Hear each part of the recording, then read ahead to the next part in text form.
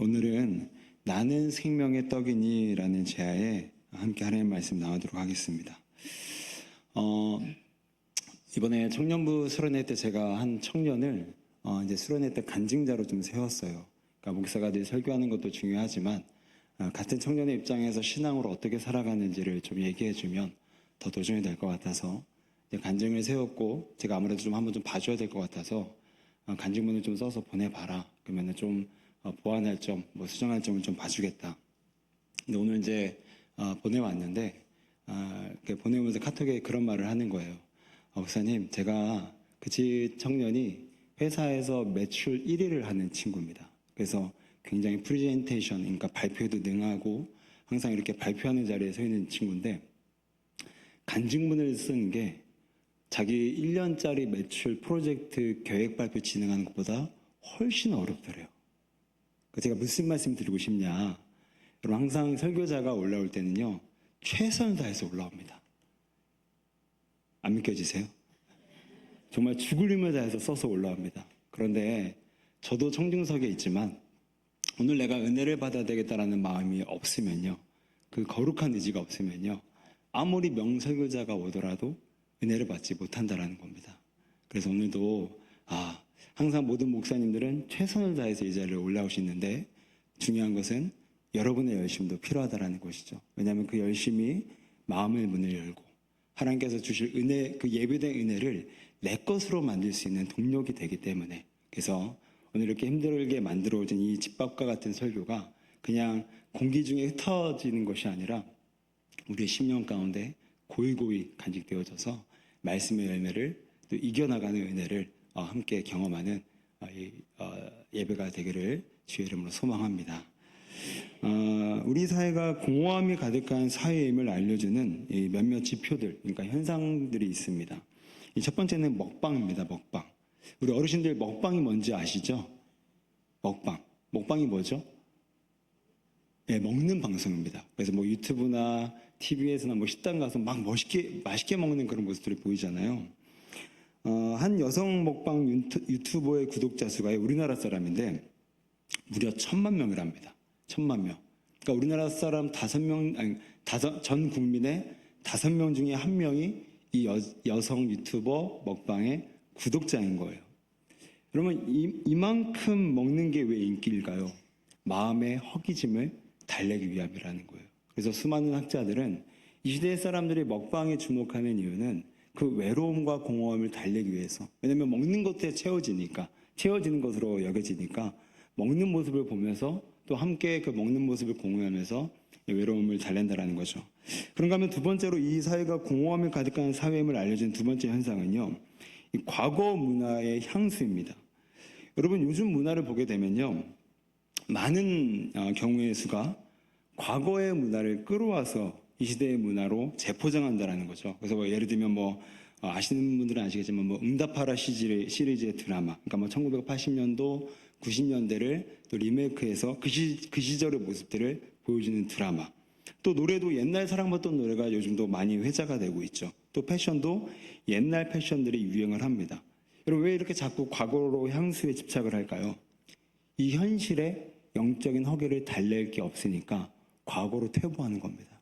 과거로 퇴행해서라도 오늘 내가 누리고자 하는 이 만족에 차지가 않으니까 그렇게 해서라도 대체로라도 만족을 받고 싶다라는 거죠. 세 번째 현상은 과잉된 오디션 프로그램입니다. 예전에 우리나라가 이제 오디션 프로그램이 과열되기 시작했을 때 맨 처음에 첫 단추를 끼웠던 프로그램이 슈퍼스타 K라는 프로그램 기억하세요? 어제 일은 난 몰라요, 이런 표정이신데, 여러분 그거 아십니까? 슈퍼스타 K라는 프로의 오디션 참가자가 나중에 통계를 내봤더니 전국적 규모로 이제 예선전을 했는데 무려 200만 명이었다고 합니다. 그 오디션에 참가한 사람이. 여러분, 우리나라 국민 중에 25명 중에 1명이 슈퍼스타 K에 신청을 한 거예요. 아이 빼고 노년 빼면 거의 한 15명에 1명? 그 정도 되겠죠. 여러분, 왜 사람들이 이렇게 오디션에 집착을 할까요? 일상에서 만족감이 안 되니까 이상적을 꿈꾸는 거예요. 일상에서 회사, 가정, 교회, 가정이란 곳에서 일상적인 일로 만족이 채워지지 않으니까 이상적인 이벤트, 이상적인 일에 과몰입한다라는 거죠. 이건 결국 이렇게 먹방, 과거의 향수에 퇴행하는 것, 그리고 일상이 아닌 이상을 꿈꾸는 것, 결국 모두 이 현상이 보여주는 의미는 현실에 만족감이 너무너무 없다라는 거예요. 정서적으로 또 공기에서 느껴지는, 영적으로 느껴지는 그런 채워짐이 없다 보니까 공허해서 오늘 안 되겠으니까 먹방, 오늘의 만족이 없으니까 과거, 오늘의 만족이 없으니까 일상의 만족이 없으니까 이상적인 오디션 프로그램에 몰입하게 된다는 거죠. 그래서 사람들은 이러한 공허함과 이 허기짐을 채우기 위해서 다양한 방법들을 채우려고 합니다. 그래서 소유를 통해서, 또 자신의 어떤 업적을 통해서, 또 타인의 인정받는 것을 통해서, 또한 쾌락을 통해서 자기의 이 공허함과 허기짐을 채우려고 한다는 거죠. 그 대표적인 사람이 누구냐? 바로 솔로몬입니다. 솔로몬은요, 소유, 업적, 타인의 인정, 그가 즐긴 쾌락은요, 이 일반인과 급이 다릅니다. 어마어마한 소유와 어마어마한 업적과 어마어마한 사람들의 칭송과 인정, 어마어마한 쾌락을 누려봤어요. 무려 아내가 수천 명이었습니다. 어마어마한 거죠. 급이 달라요. 일반인이 누리고자 하는 그 급이 다른 거예요. 그런데 그런 솔로몬이 나중에 이렇게 다 경험해보고 나이 들어서 뭐라고 고백을 합니까? 헛되고 헛되며 헛되고 헛되니 모든 것이 헛되도다. 이 한 절에 무려 헛되다란 말이 5번 있습니다. 보통 성경에서 2번 연속 나오면 그게 굉장히 강조거든요. 5번은요, 만사가 다 헛되다라는 거예요. 자기의 소유, 업적, 타인의 인정, 쾌락, 제가 다 해봤거든요. 일반 체급이 아니라 특수한 체급으로 누릴 것 다 누려봤거든요. 이 세상에서 일반적으로 누릴 수 없는 지경에 올라서까지도 그 모든 것들을 누려봤지만 헛되고 헛되고 헛되고 헛되니 모든 것이 헛되다. 결국 이렇게 세상의 것으로는 채워지지 않음을 솔로몬이 증언하고 있는 거예요. 그래서 실제로 우리가 영적인 그리고 정서적인 이 허기를 채우기 위해서 세상의 것들을 많이 먹거든요. 세상의 정신, 가치관, 문화들을 많이 섭취합니다. 그런데 결국 우리가 나타나는 증상은 뭐죠? 영적 배탈입니다. 여러분, 배탈 언제 나죠? 좋은 거 드셨을 때 배탈 나나요? 아니죠. 유해한 것들을 드셨을 때 반드시 배탈은 납니다. 마찬가지로 우리가 하나님의 것이 아니라 이 영적인 공허함을 채우기 위해서, 이 정서적인 이 허기짐을 채우기 위해서 세상의 것들, 정신, 관념, 문화, 가치관들을 막 섭취하거든요. 그런데 배탈이 날 수밖에 없는 거죠. 왜요? 세상의 것은 죄가 묻어있고 세상의 것은 악한데 그것들이 들어오니까 배탈이 날 수밖에 없다는 거죠. 우리 한번 따라해 보실까요? 먹는 것이 곧 나다. 그럼 오늘 저녁 뭐 드셨습니까? 저녁 뭐 드셨어요? 피자. 그럼 여러분 다 피자입니다. 오늘 배탈 안 나더라도 언젠가는 축적돼서 배탈이 날 수밖에 없다라는 거죠. 근데 결국 우리 역시도 마찬가지라는 거예요. 세상의 것들을 섭취합니다. 유혹을 받아요. 그 쾌락을 땡깁니다. 근데 먹으면 먹을수록 유해한 것들이 우리에게 영적 배탈을 일으킨다라는 거죠. 자, 그렇다면 우리는 어떻게 해야 이 영적 배탈, 이 공적인 허기짐에서 이겨내고 하나님 주신 삶을 누릴 수 있을까요? 우리 함께 좀 2가지를 오늘 좀 살펴보려고 하는데, 자, 첫 번째는 예수님을 섭취해야 된다는 겁니다. 예수님을 섭취해야 된다는 거예요. 자, 오늘 말씀을 다시 한번 보시게 되면, 자, 우리 6장 35절 말씀인데요. 자, 우리 다시 한번 같이 한번 읽어보실까요? 시작.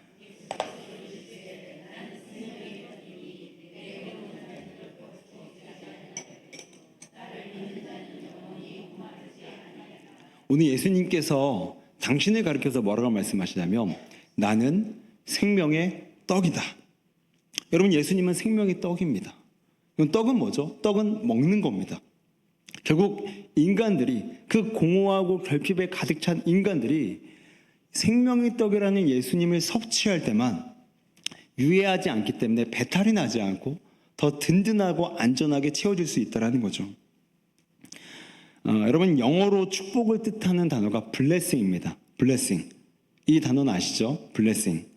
근데 이 블레싱이라는 단어가 어디서 나온지 여러분 아십니까? 바로 블루드. 이 블루드는 피라는 뜻입니다.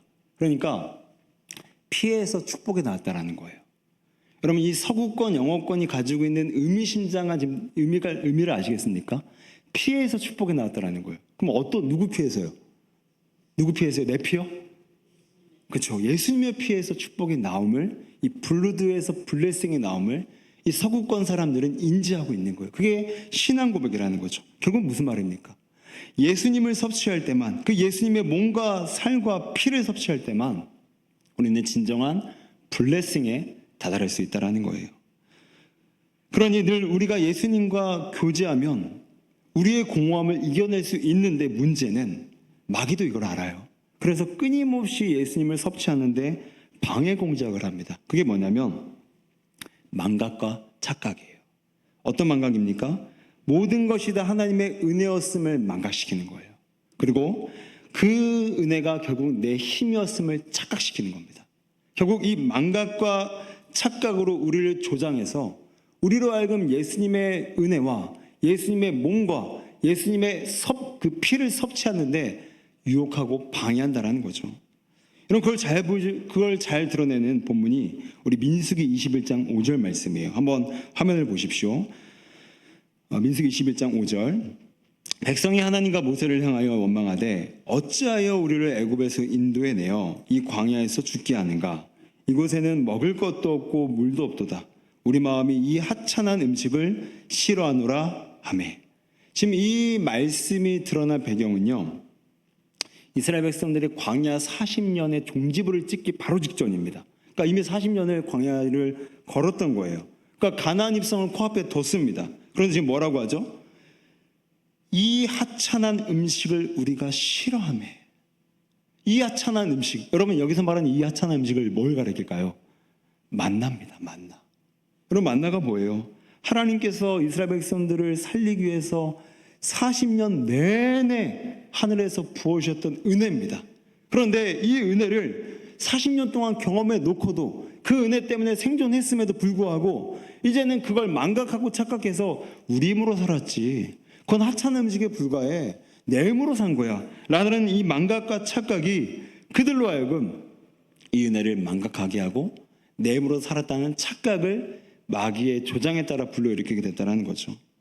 그래서 하나님께서 이 불평하고 원망한 이스라엘 백성들에게 주신 징계가 뭐죠? 바로 불뱀입니다. 불뱀. 불뱀을 보내서 다 물어뜯어서 죽이신 거예요. 여러분, 그렇다면 불뱀이 이 시대, 이 현대의 그리스도인들에게 불뱀이 적용되는 게 무엇이겠습니까? 바로 생각이에요. 어떤 생각이요? 하나님이 나에게 은혜를 주셨음을 망각한 생각. 은혜가 아니라 내 힘으로 살았음을 착각하는 생각. 그 생각과 착각이 내게 불뱀, 즉 불만족, 허기짐, 공허함으로 결과를 맺게 만든다는 겁니다. 결국 하나님의 은혜에 접해지지 않고 하나님과 은혜의 거리가 멀어진 사람들에게 다가오는 것은 불뱀이라는 불만족, 불뱀이라는 공허함, 불뱀이라는 허기짐이 오늘 지금도 우리를 끔찍한 나락으로 빠뜨리고 있다는 겁니다. 그렇다면 어떻게 해야 이러한 마귀의 조장과 유혹 속에서 예수님으로 충만해질 수 있을까요? 그것은 바로 기도에 집중해야 된다는 겁니다. 뭐에 집중하시라고요? 기도에 집중하셔야 된다는 거예요. 우리 본문 말씀을 다시 한번 보실까요? 우리 요한복음 6장 35절에 보게 되니까 예수님께서 자신을 가리켜 나는 생명의 떡이니 라고 하면서 자신에게 이 생명의 떡을 섭취할 수 있는 원리 두 개를 말씀하세요. 내게 오는 자는, 그리고 나를 믿는 자는. 내게 오는 자, 나를 믿는 자가 예수님의 생명의 떡을 섭취할 수 있다는 겁니다. 내게 오는 자는, 이 여기서 온다라는 말은요, 이 헬라어를 직역하게 되면 머문다라는 뜻입니다. 그리고 믿는다라는 말은요, 헬라어를 직역하게 되면 맡긴다라는 뜻이에요. 그래서 결국 머물고 맡기는 자가 생명의 떡 먹는다, 이 얘기하는 거예요. 그러면 여러분, 머문다, 맡긴다, 저는 많은 영적인 은혜들이 있겠지만 결국 예수 안에 머물고 예수 안에 맡길 수 있는 건 결국 기도라는 거죠. 말씀을 붙잡고 기도하는 것, 약속을 붙잡고 기도하는 것, 그리고 예수 안에 머물면서 끊임없이 기도함으로 끊임없이 기도함으로 맡김으로 생명의 떡을 섭취할 수 있다는 겁니다. 결국 생명의 떡을 섭취할 수 있는 우리 편에서의 열심의 요구는 기도입니다. 기도. 여러분 기도하십니까? 기도하십니까? 목소리 왜 이렇게 자신이 없으시죠? 점점 더 교회 안에서도 기도 무용론이 확산되는 느낌을 지울 수가 없어요. 흔한 대화 중에서도 그게 기도할 문제인가? 라는 대화들이 서슴지 않게 그리스도인의 대화 가운데 나타납니다. 여러분 그게 기도할 문제야? 여러분 기도 안 할 문제가 있습니까? 모든 게 은혜라면, 모든 게 주의 힘으로 된다라면 기도로 은혜를 구하지 않을 문제가 있냐고요. 근데 우리는 이분법적으로 나눕니다. 이건 내 경험, 내 계산, 나의 능력치이면 되는 일, 이거는 기도로 맡겨야 될 일. 그런데 우리는 이분법적으로 나눠서 기도 안 해도 충분히 될 수 있다라는 망각과 착각 가운데 빠져 있을 수 있다는 거죠. 근데 정작 예수님은 뭐라고 말씀하셨습니까? 기도 외에 다른 이유가 나갈 수 없느니라. 여러분 하나님이셨던 예수님도 기도로 자신의 삶을 풀어가셨다면, 하나님이셨던 예수님마저도 기도로서 자신의 사명을 이루어 가셨다면 하물며 하나님의 발등상에 앉기도 부족한 우리의 존재는 기도 안 하고 어떻게 버티고 기도 안 하면 어떻게 살 수 있겠냐고요. 예수님은 겟세마네에서 기도를 하셨는데 이 겟세마네의 뜻은요, 기름을 짜내는 틀이라는 뜻입니다. 그래서 많은 학자들이 예수님의 겟세마네의 기도를 어떻게 비유적으로 해석을 하냐면 예수님은 짜내는 기도를 하셨다. 겟세마네가 기름을 짜내는 틀이라는 뜻이 있으니까 예수님의 기도는 정말 쥐어 짜낸 듯한, 진행을 정말 다 쥐어 짜낸 듯한 그런 기도를 하셨다라고 비유를 해요. 여러분 어떻게 기도하십니까? 식기도할 때 한 1초, 주무시기 전에 한 10초, 마치 보험 들듯이 안 하면 불안하니까, 안 하면 찝찝하니까, 하기는 싫은데 안 하면 또 뭔가 이상하니까, 이런 기도는 아니십니까? 예수님조차도, 하나님이 줬던 예수님조차도, 하나님의 아들로 오셨던 예수님조차도 기도 외에는 다른 이유가 나갈 수 없다. 내 삶의 영적인 원동력은 기도밖에 없다. 기도 외에는 승리의 비결이 없다라고 말씀하시는데 정작 우리는 이게 기도할 문제인가? 이게 대화할 문제지 이게 기도할 문제인가? 이게 열심히 할 문제지 이게 기도할 문제인가? 이게 회의해야 될 문제지 이게 기도할 문제인가? 예수님께서 누가복음 22장에서 이렇게 자신의 기도를 표현하십니다.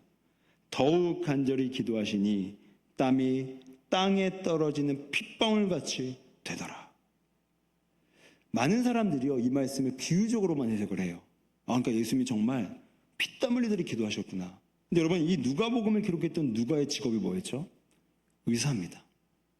그래서 제가 현장을 본 건 아니니까 저 역시도 제가 가진 신학 안에서 이제 추정하고 합리적인 결과를 도출해내지만 실제로요 의학 분야에서도요 너무 괴롭고 스트레스가 많으면요 혈관이 수축된대요. 일시적으로 확 경직이 되는 거죠. 수축이 되는데 근데 그게 다시 긴장이 완화되면서 팽창이 됐는데 그때 확 수축될 때 맺혀 있었던 피가 땀샘에 들어가서 땀이 나올 때 실제적으로 핏방울이 나오기도 한답니다. 그러니까 오늘 누가복음을 기록한 누가는 의사였는데 의사였던 누가가 땀이 땅에 떨어지는 핏방울같이 되더라는 이 말씀은 단순히 비유적인 표현이 아니라 어쩌면 예수님은 진짜로 이 의학 분야가 발표했던 것처럼 그 수축, 내가 십자가를 져야 된다는 두려움, 걱정, 염려에 이 수축된 상태에서 진액이 빠지듯이 기름을 짜듯이 기도했던 예수님이 그 몸이 수축, 완화되고 팽창되면서 땀샘에 피가 들어가서 피가 나왔을지도 모른다라는 거죠. 결국 여러분 피가 나왔든 안 나왔든 그게 중요한 건 아닙니다. 제가 의사가 아니니까. 결국 누가가 얘기했던 것처럼 그 피가 진실이든 진실로 나오지 않았든 간에 누가가 봤을 때는 예수께서 힘쓰고 애써 더욱 간절히 기도하시니 지금 기도 앞에 수식어가 3개가 붙어요. 힘쓰고 애써 간절히 기도하시니 그냥 하나님 오늘 도와주셔야 돼요. 하루 시작하면서 10초 기도, 하나님 오늘 지켜주셔서 감사해요. 잠자기 전에 10초 기도. 이런 태도의 기도가 아니라 정말 주님 기도 없으면 못 살겠습니다. 정말 주님 기도의 자리 없으면 내가 살아갈 수가 없습니다라는 힘쓰고 애써 간절히 기도하셨던 그 모습이 예수님의 기도의 태도라는 겁니다. 그렇게 기도하시니까 기도 외에 다른 이유가 나갈 수 없다. 기도의 능력이 팍 나가는 거예요. 예수님의 삶에는요. 그렇다면 여러분은 어떠십니까? 오늘 예수님은 내게 오는 자 그리고 나를 믿는 자가 생명의 떡을 먹는다 말씀하셨어요. 물론 내게 오는 자, 나를 믿는 자가 다 기도만으로 이렇게 좁게 해석될 수는 없겠지만 기도라는 주제 안에서, 기도라는 이해 안에서 우리 신앙생활의 가장 큰 원동력이 되는 기도라는 생활에서 우리는 예수님께 오고 있습니까? 우리는 예수님을 믿고 있습니까? 오늘 헬라어의 번역처럼 우리는 예수님 기도 안에서 머물고 있습니까? 기도로 맡기고 있습니까? 예수 안에 머물지 않고 세상 안에 머물고 예수께 맡기지 않고 세상께 맡기는 우리의 삶, 그래서 기도가 점점 힘해지는 우리의 삶, 피땀 흘려 기도하셨던 예수님의 태도가 점점 힘해지고 있는 우리의 삶, 이러니 이런 이유가 못 나가는 겁니다.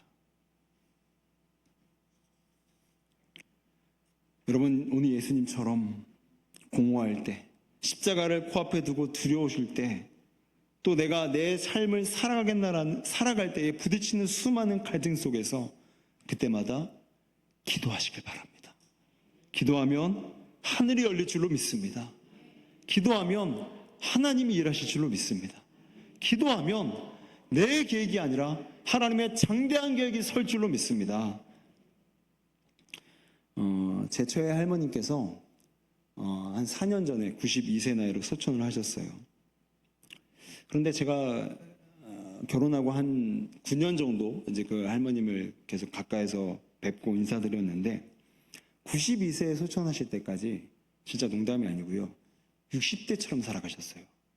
워낙 왕성하셨고, 근데 타고난 체력이 좋았던 건 아닙니다.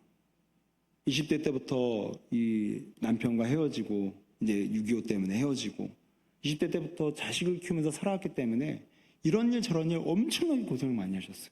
근데 제가 이제 결혼했을 때 그분이 벌써 80대였었는데, 그때부터 제가 이제 돌아가시 92세까지 한 10년 정도를 뵀던 건데, 정말 60대처럼 왕성하셨고, 건강하셨고, 새벽기도 한 번도 안 빠지시고, 수요 예배, 금요 철야, 주일 오전, 구역장 모임 다 참석하시는 거예요. 근데 저는 그때 그렇게 깊이 있는 생각을 안 해봤습니다. 근데 요즘에 점점 더 세상이 많이 우울해지잖아요. 그래서 주변을 보면 50대, 60대만 하더라도 이 우울증, 공허함, 내면의 결핍의 문제 때문에 기력이 하나도 없어 보이세요. 정말 살아계신 게 맞나? 마치 그 해골골짜기에 그 메마른 뼈들이 움직이는 것처럼 그렇게 그냥 몸만 돌아다니는 분들이 되게 많은 것 같아요. 그런데 그런 현상을 보면서 그 제처의 그 할머니의 모습을 보니까 그런 마음이 드는 거예요. 기도하신 분이라 달랐구나. 정말 이게 어거지 적용이 아니라 정말 영적으로 예수님과 늘 충만한 상태에 있다 보니까 그 기력이, 그 영성이 그분의 92세의 삶을 60대처럼 살아가게 만들었구나. 이런 제 안에 마음이 드는 거예요. 통찰이 드는 거예요. 여러분, 그래서 저는 확신합니다. 여러분, 기도로 예수 안에 머무른 사람, 기도로 예수 안에 맡기는 사람, 그 사람은요, 진정한 확신과 진정한 충만과 공허와 이 내면의 허기를 반드시 이겨낼 줄로 믿습니다. 여러분, 기도하시길 바랍니다. 언젠가 방송을 봤더니 그 오륜교회 원로 목사님이신 김은호 목사님이 이제 한 방송을 출연하셔서 이제 소회를 말씀하시는 거예요. 진행자가 묻습니다. 목사님 목회하시면서 뭐가 제일 힘드셨어요? 이 질문에 김은호 목사님이 이렇게 대답을 하시더라고요. 마음이 식을 때가 제일 힘들더라고요. 마음이 식어져서 목회자인데 기도가 안 나고요. 마음이 식어져서 설교문을 써서 올라왔는데 이 설교를 하는 이 심령이 뜨겁지 않으니까 너무너무 괴로운 거예요. 마음이 식은 상태로 성도를 만나야 되고, 마음이 식은 상태로 교회를 일구고 가 나가야 되고, 그러니까 그게 너무 괴롭다라고 표현을 하시더라고요. 제가 무슨 말씀 드리고 싶냐면, 그런데 그러면 그 말을 덧붙이는 거예요. 그럼에도 불구하고 기도의 자리에 앉아 있었습니다. 그럼에도 불구하고 교회에 나갔습니다. 그럼에도 불구하고 교회의 자리를 지켰습니다. 무슨 말이죠? 여러분, 누가 기도가 잘 됩니까? 목사라고요? 아닙니다. 장로님, 권사님들이라고요? 아닙니다. 우리가 다 죄인인데 기도라는 거룩한 일이 잘 되는 게 그게 정상일까요? 안 되는 게 정상입니다. 안 되는 게 정상이라서 더 은혜로 나아가는 거죠. 그런데 안 되지만 그 자리를 나갔을 때, 오늘 말씀처럼 내게 오는 자는 그 자리에 머무르렀을 때, 안 되더라도 머물렀을 때 하나님께서 기도할 수 있는 힘을 주실 줄로 믿습니다. 그리고 그렇게 나아가서 기도를 매달린 자의 신음소리, 하나님께서 반드시 외면하지 않고 응답하실 줄로 믿습니다. 여러분, 제 선배 한 명이 굉장히 공부를 잘해요. 전국에서 모의고사 보면 10등 안에 들었던 선배예요. 서울대를 나왔거든요. 한번 제가 물어봤습니다. 선배, 도대체 공부를 왜 이렇게 잘해요? 그랬더니 선배가 하는 말이, 공부는 광훈아, 엉덩이로 하는 거야. 엉덩이요? 저도 엉덩이 있는데 왜 저는 공부를 못해요? 이게 단순한 10대 때 물어봤었거든요. 그분은 이제 선배라서 20대 이제 서울대를 다녔었고. 근데 나중에 이게 영적으로 해석이 되더라고요. 여러분, 공부도요, 공부라는 그런 세상의 도구도요, 엉덩이 깔고 앉아 있어야 됩니다. 엉덩이 벗어나는 순간 공부도 뭐도 안 되는 거예요. 그런데 이 영적인 싸움, 이 영적인 씨름, 우리 이 교회당에 나와서 또 내 집에 어떤 기도의 자리에 앉아있지 않으면요, 이 엉덩이가 다른 데 갑니다. 다른 데 가서 다른 데 머물러요. 그리고 거기에 지배를 당하고 거기에 종속을 당합니다. 그러니까 기도회 외에 다른 이유가 나갈 수가 없는 거죠. 사랑하는 성도 여러분, 이제는 예수님을 섭취하시길 바랍니다.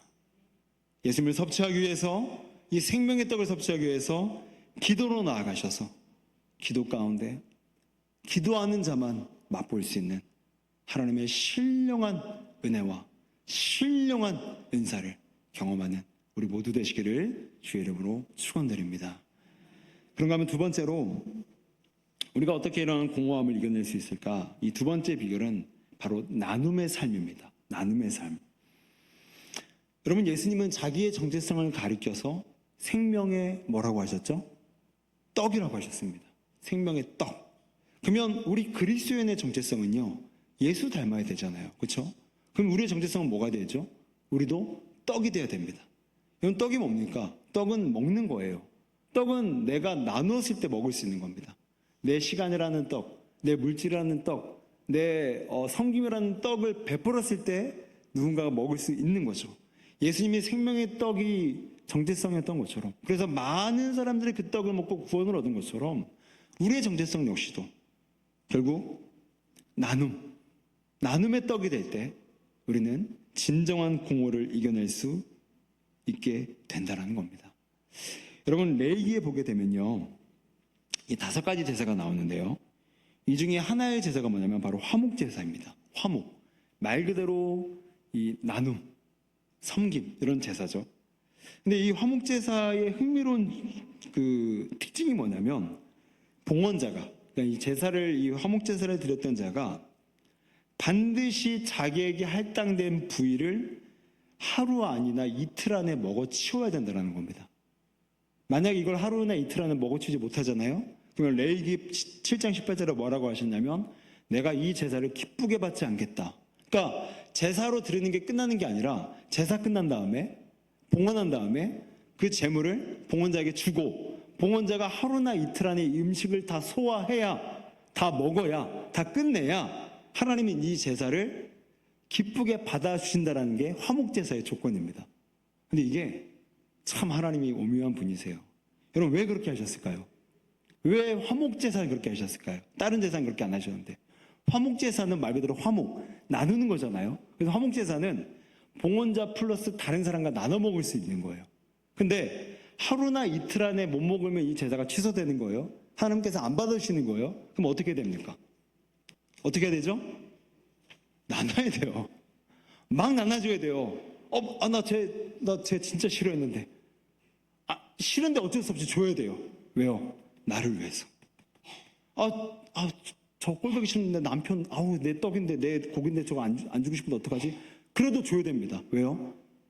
빨리 남편이 내 것까지 안 먹어주면 이 제사가 하나님 앞에 취소되니까, 기쁘게 안 받아주시니까 어쩔 수 없이, 그래서 하나님은 화목제사만큼은 강제적으로 빨리 나눠서 빨리 먹을 수 있도록 세팅을 하신 겁니다. 여러분, 왜 하나님께서 이렇게 강제성을 띄셨을까요? 바로 그게 나눔이 유익이 있기 때문입니다. 여러분, 나누는 거 누가 좋아합니까? 그렇죠? 나누는 거 누가 좋아해요? 사람이 다 죄성이 있고 다 자기중심적인데 결국 중요한 판에 가서는 자기만 아는 게 사람 아니에요? 뭐 평상시에는 내가 당신 내가 책임질 거다. 당신 내가 정말 세상에서 가장 아름답게 살게 해줄 거다. 근데 그게 결정적일 때 가면은 다 뻥입니다. 뻥. 안 통해요. 왜냐면 내가 죽겠는데, 내 곳간이 비었는데 무슨 인심이 드러납니까? 내가 지금 굶어 죽겠는데.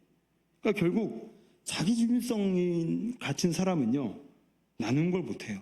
그런데 하나님이 그걸 아시니까 이렇게 강제적으로도 나누기 시키는 겁니다. 왜요? 그 나눔을 받는 사람뿐만이 아니라 더 앞서서는 나눔을 먼저 하는 사람에게 유익이 되기 때문에 그렇게 강제하셨다는 거예요. 여러분, 우리 자녀들 키울 때 유익한 것이면 자녀들에게 강제합니까? 안 하십니까? 안 하세요? 하시죠. 저만 보더라도 아직 아이들이 어리니까, 여러분, 아이들 양치하는 거 되게 귀찮아합니다. 그럼 막 붙잡고 막 시키는 거예요. 그럼 애들은 아빠 이걸 왜 맨날 해야 되냐고 저한테 막 따지고 그러고, 그럼 제가 뭐 하는 거지 지금 내가 이거를? 그러면서도 왜 강제로 해주죠? 해야 유익이 되니까.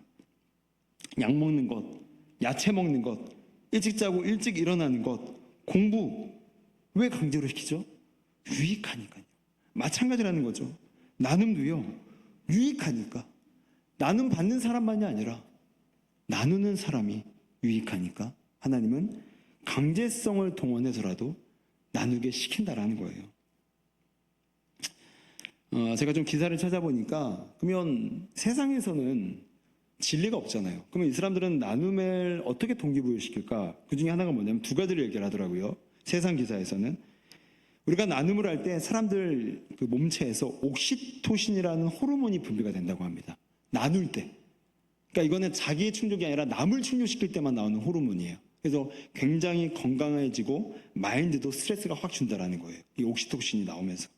또한 나눔을 통해서 그 사람은 자기 삶의 의미를 발견합니다. 나 혼자 먹고 나 혼자 누릴 때는 몰랐던 것이 나눌 때, 야, 이렇게 나누니까 좋구나 라는 의미 발견되어서 점점 더 삶에 대해서 더 좋은 의미를 발견하게 된다라는 거예요. 로펠러의 자서전을 보게 되면요, 이제 로펠러가 이제 미국의 철광왕이라는 이름이 있지 않습니까? 어마어마한 이제 갑부로 우리도 많은 예화를 통해서 이제 그 이름을 들었는데, 그가 98세에 죽었는데 이 55세 때 이제 불치병에 걸려 시한부 판정을 받게 됩니다. 그래서 하루는 이제 병원에 가요. 그리고 병원 로비 액자에 우연히 말씀 구절을 하나 보게 됐는데, 그 말씀 구절이 뭐였냐면, 주는 것이 받는 것보다 복이 있다. 주는 것이 받는 것보다 복이 있다. 그걸 보는 순간 로펠러는 그 말씀이 자기 인식 전환의 분수령적인 전환이 일어나게 됩니다. 왜냐하면 그는 55세 때까지 로펠러에 대한 악담이 되게 많거든요. 맨날 착취하고요, 기업들을 횡포 부리고 강제로 기업들을 합병하고, 그래서 어마어마하게 자산을 불린 사람이에요. 그런 로펠러가 55세 때 시한부 판정 받고 병원 갔다가 우연히 본 말씀이 주는 것이 받는 것보다 복이 있다, 나눔이 유익하다, 나눔이 행복하다, 이 말씀 본 거예요. 그러니까 이 말씀을 보고 인식의 분수령적인 전환이 생기면서 그 다음부터는 흘러넘치는 나눔을 살게 됩니다. 다 나눠요. 그리고 자서전에 그렇게 기록을 하는 거예요. 이렇게 나눔이 좋은지 몰랐다. 이렇게 나눔이 나를 행복하게 할지 몰랐다. 여러분, 누가복음 15장에 보게 되면요, 탕자가 나옵니다. 여러분, 탕자를 영어로 하게 되면요, 프로디걸이라는 뜻입니다. 프로디걸. 그러니까 이 뭐 영어를 기억하실 필요는 없고요. 이 뜻이 무슨 뜻이냐면 해프다, 낭비하다. 그러니까 우리 탕자하면 바로 그 탕자가 낭비하는 탕자잖아요. 해프게 아버지 유산 받아갖고 세상에 나가서 흥청망청 낭비하고 술이요 여자요 그러면서 다 낭비하고 해프게 쓰지 않았습니까? 그런데 나중에 알고 봤더니 탕자의 아버지의 사랑 역시도 프로디걸, 이 낭비하는 사랑이었어요. 왜요? 왜 낭비하는 사랑이었죠? 여러분, 탕자는요, 그의 행위만 보자면 사랑을 받을 만한 자격이나 조건이 되었나요? 되었나요? 여러분, 자녀들이 그렇게 했다고 생각해 보십시오. 아, 저런 원수가 다 했네, 이렇게 여겼겠죠. 그런데 그 아버지가 상대를 향해서 뛰어나가서 버선발을 벗고 뛰어나가서 어떻게 합니까? 그를 붙잡고 입맞춤하고 기뻐 죽겠다고 하고 잔치를 열어줍니다. 무슨 말을 하는 겁니까? 낭비하는 사람, 말도 안 되는 사람, 자격과 공로가 안 되는 사람에게 사랑을 했는데 결국 유익은 누가 본 겁니까?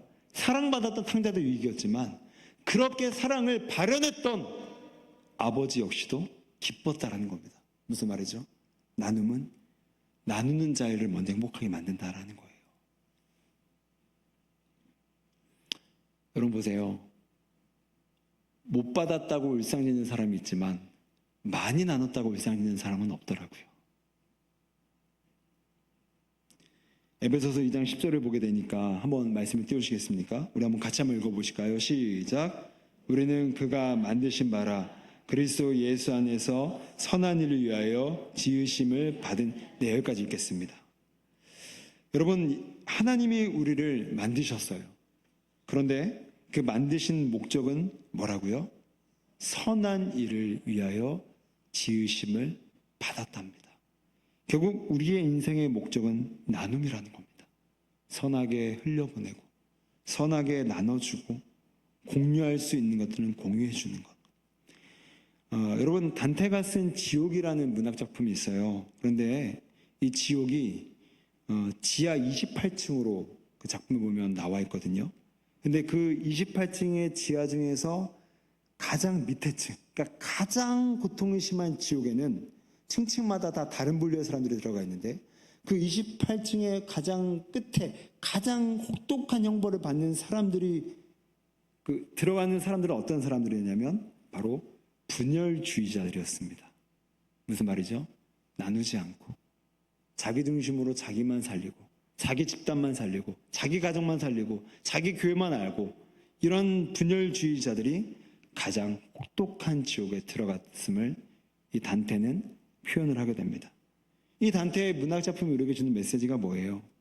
그럼 현실의 지옥을 누가 살아갑니까? 말씀드렸죠? 많이 나눈 사람이 울상짖지 않습니다. 못 받은 거 계산하는 사람, 나만 적게 받은 거 주판 두드리는 사람, 나만 적게 받은 거 떠올리면서 그거 세고 있는 사람, 그게 지옥을 살아가는 사람들이더라고요. 그래서 나누지 못하는 사람, 그게 지옥을 살아가는 사람들이더라고요. 좀 부끄러운 얘기인데요, 이번에 청년부가 수련회비를요 5,000원 올렸습니다. 원래 3만 원인데 제가 우리 교육위원회에서도 청년부 더 열심히 한다고 예산도 올려주고 그리고 후원도 많이 해주시는데 2박 3일 가서 밥 먹고 놀고 간식 먹고 말씀 듣고 강사 부르는데 3만 원? 하루에 만 원밖에 안 되는 거죠. 그래서 제가 이거는 아니다. 아무리 어려운 청년들이 있으면 사적으로 얘기를 해주더라도 올리자. 그래서 저는 한 4만 원, 4만 5천 정도 올리고 싶었는데 임원들이 막 뜯어 말리는 거예요, 저를. 목사님, 청년들 시험 들어요. 그래서 해서 겨우겨우 올린 게 5천 원 올렸습니다. 3만 5천 원. 그래서 제가 너무너무 속상한 거예요, 그걸 보면서. 임원들이 누굴 걱정하는 걸까, 저렇게. 저 누구의 원망과 불평을 저렇게 예상하니까 왜 5천 원 저 올리는 것도 저렇게 즐겁을 할까? 그래서 참 마음이 아팠습니다. 그래서 결국 3만 5천 원 올리긴 했어요. 그리고 그냥 공포했습니다. 만약에 3만 5천 원 불만이어서 수련 안 갈 사람 가지 말아라. 가지 말아라. 그렇게 갔는데 그게 무슨 은혜가 되겠냐. 5천 원 더 못 내서 마음이 쪼잡해져서 은혜가 안 되는데 그게 무슨, 가봤자 은혜 안 된다. 차라리 그냥 휴가 때 잘 쉬어라. 라고 얘기를 하고 싶었는데 저도 이제 교육자다 보니까 세게도 얘기는 못하고 우리 좀 더 힘내자. 우리 좀 더 힘내서 더 섬기자. 하나님 기억하신다. 라고 얘기를 했습니다. 근데 청년들이 제 마음을 알았는지 흔쾌히 아무도 원망하지 않고 다 5천 원을 상향 조정한 걸 흔쾌히 받아주더라고요. 저는 내년에 4만 원을 올릴 줄로 믿습니다. 여러분, 청년들의 비단 청년들의 문제뿐입니까? 저는 멀쩡할까요? 앉아서 말씀을 듣는 여러분들은 멀쩡하실까요? 섬김과 나눔이라는 그 말 한마디에 마음이 옹졸해지고 넓었던 마음들이 순식간에 좁아지는 마음, 혹시 저와 여러분의 마음은 아닙니까? 돈 10,000원에, 돈 15,000원에 제가 아는 집사님이 로타리 회원이에요. 로타리 아시죠? 우리나라 정계, 경제계 유명 사람들이 모여서 1년에 한 번씩 만나서 이렇게 회의하고 또 회의하는 그런 모임이죠. 근데 그분이 이제 거기 가서 한 날은 강의를 했는데 이제 그분이 속해 있는 단체가 있어서 우리 15,000원만, 한 사람당 15,000원씩만 우리 저거 합시다. 저기 섬깁시다. 그랬더니 그 사람들의 자산들이 다 몇십억대 자산가들이거든요. 근데 그 몇백 명 모인 사람 중에서 달랑 10명 나왔대요. 뭐 물론 더 많은 어딘가에 후원을 해서 더 이상 못할 수도 있고요. 근데 모르겠습니다만 그 강사를 다녔던 그분은 마음을 되게 아파하더라고요. 야, 이렇게 몇십억 자산 가진 사람들도 결국 나눔하자고 하니까 이렇게 옹졸해지는구나. 근데 그 얘기를 듣는데 저는 뭐라고 못하겠더라고요. 제 역시도 그렇고요. 그 비판했던 그분 역시도 그랬을 겁니다. 그래서 오늘도 이 말씀을 여러분 나의 말씀으로 받아들이셔서 이제는 나눌 때 진정으로 우리는 공허함과 허기짐을 이겨낼 수 있다.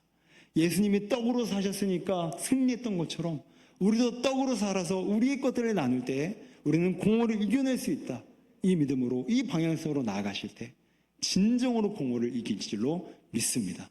그런 저와 여러분 되시기를 주의 이름으로 축원드립니다. 이 시간 함께 같이 기도하실까요? 함께 기도.